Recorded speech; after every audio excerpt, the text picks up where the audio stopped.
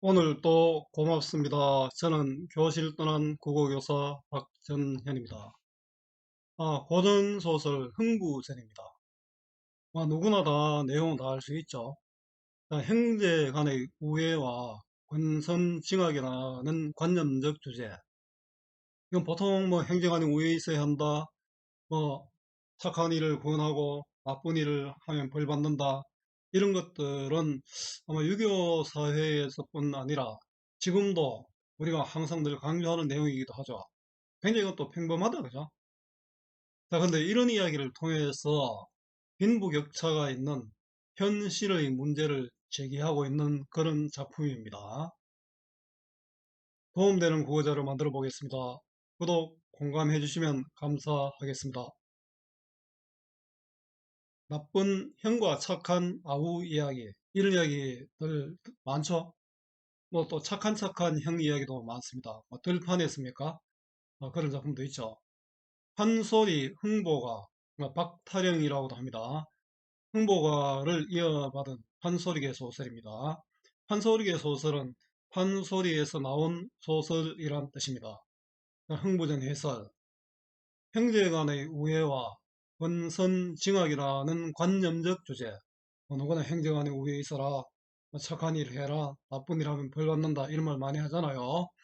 자, 이걸 통해서 빈부격차가 있는 현실의 문제 제기라는 이중적 지혜를 갖고 있는 이 소설은 표면적으로 형제 간의 우애와 권선징악, 인과응보를, 원인이 있으면 결과가 있다는 거죠. 이면에는 지배층의 허위와 탐욕, 몰락한 무능한 양반 비판, 빈부격차에 따른 갈등, 상위 계층과 하위 계층의 갈등 등을 다루고 있습니다. 실제로 춘향 같으면은 겉으로 보면 춘향이가 그 결혼도 안 한 그 남편 결혼도 안 한 그 이도령을 위해서 정절을 지키고 죽을 위기까지 정해서 아주 뭐 상을 받았다 이렇게 생각할 수 있죠. 자, 그걸 다시 보면 어떻습니까?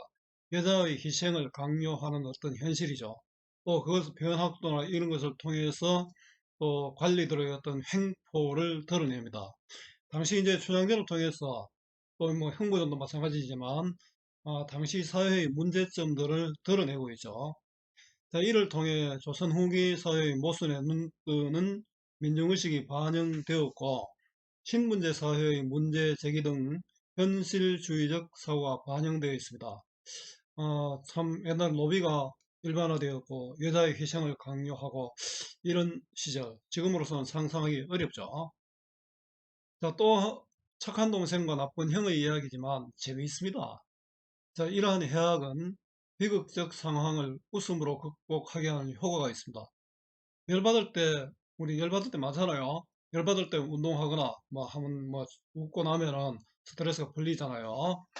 자, 이것은 당시 사회의 폐해나 그로 인한 비극적인 삶에 대해 절망하기보다 웃음을 통해 시련을 극복해내는 서민 특유의 건강한 방식으로 볼 수 있습니다.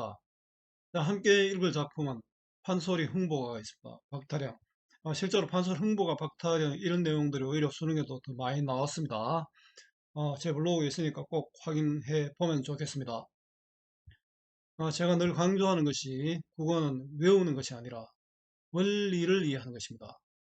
따라서 본문 중심의 공부가 필요합니다. 요약시 보고 문제만 푸는 공부는 실패합니다. 여러분 그 많은 학생들이 인강 듣고 그 많은 학생들이 그 많은 문제를 풀지만 제대로 원하는 점수를 받는 경우는 어렵죠. 자, 바로 이겁니다. 요약시 보고 문제만 푸는 공부는 실패합니다. 또 공부는 지금도 제가 이렇게 강의를 하니까 저는 공부가 많이 되겠죠. 여러분들은 이걸 통해서 여러분들 것으로 다시 또 만들어야 됩니다. 국어는 또 정답을 찾는 것이 아니라 주어진 상황에서 알맞은 답을 찾는 것 꼭 기억하세요. 자, 이해의 배경입니다. 이 작품은 판소리 흥보가를 기반으로 한 조선 후기 판소리계 소설. 판소리계 소설은 판소리에서 나온 겁니다. 판소리가 먼저고 소설이 뒤입니다. 자, 박흥보전, 놀부전, 박타령 등 다양한 이름의 이본이 전해지고 있습니다. 가난하고 마음씨가 착한 흥부와 부자이면서도 욕심이 많은 놀부를 대비하여 표면적으로는 형제 간의 우애를 말하고 있으며 이면적으로는 조선 후기의 빈부격차에 의한 경제적 갈등을 다루고 있습니다. 그리고 흥부전에 영향을 끼친 설화로는 착하고 나쁜 형제가 각각 등장하는 선악 형제담 이런 설화들이 있고요. 이걸 근원 설화라고 하죠.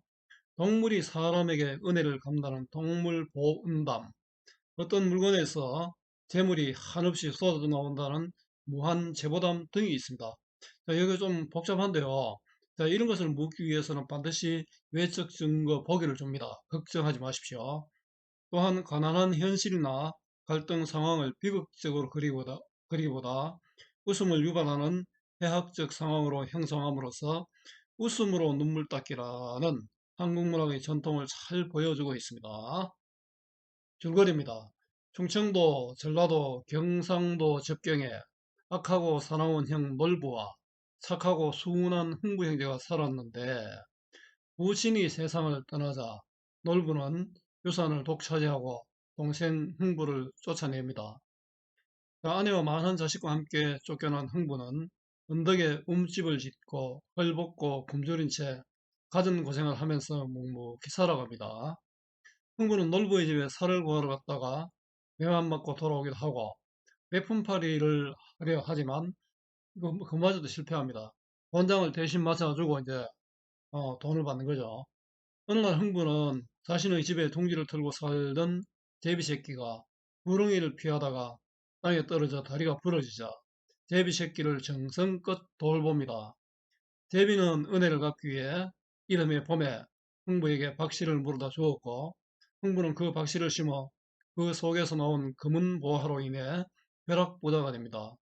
이 소식을 들은 놀부는 새끼 제비 한 마리를 잡아다가 일부러 다리를 부러뜨린 뒤 실로 동여매어 날려보냅니다. 이듬해 봄, 제비는 놀부에게도 박씨를 물어다 주지만 그 박씨가 자란 박에서는 온갖 몹쓸 것들이 나와서 놀부의 집은 아수라장이 되고 집안이 망하게 됩니다.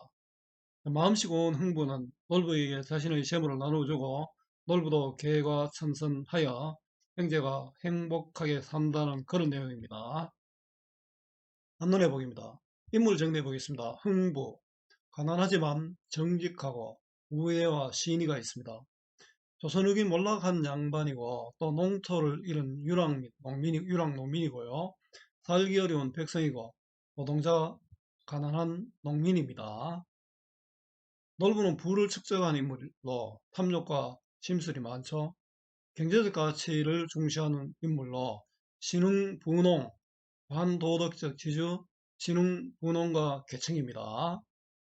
흥부처는 착하고 현실에 대한 인식이 빠르고 고난을 이겨내려는 의지가 강합니다. 놀부처는 놀부와 같이 욕심 많고 인정머리 없습니다. 사가지 없는 거죠. 내용 전개입니다. 발단, 욕심 많은 형 놀부가 착한 동생 흥부를 집에서 무일푼으로 쫓아냅니다. 전개, 놀부에게 양식을 얻으러 간 흥부는 형에게 박대를 당하고 흥부는 가난한 형편 때문에 매품을 팔려 하지만 실패합니다.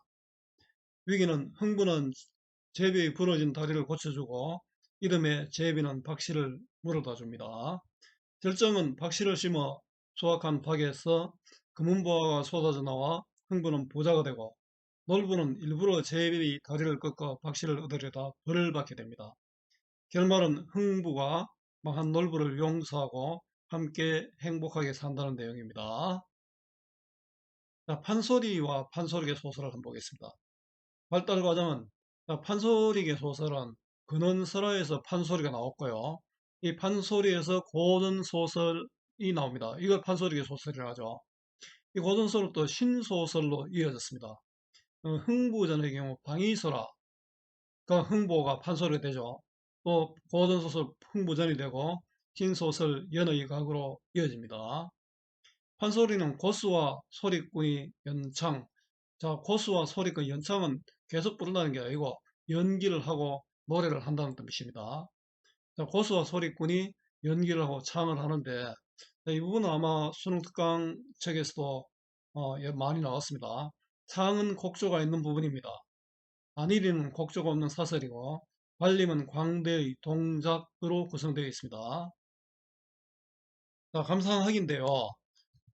이렇게 다 준비를 해놨지만 감상하기는 제가 강의에서는 제외하겠습니다.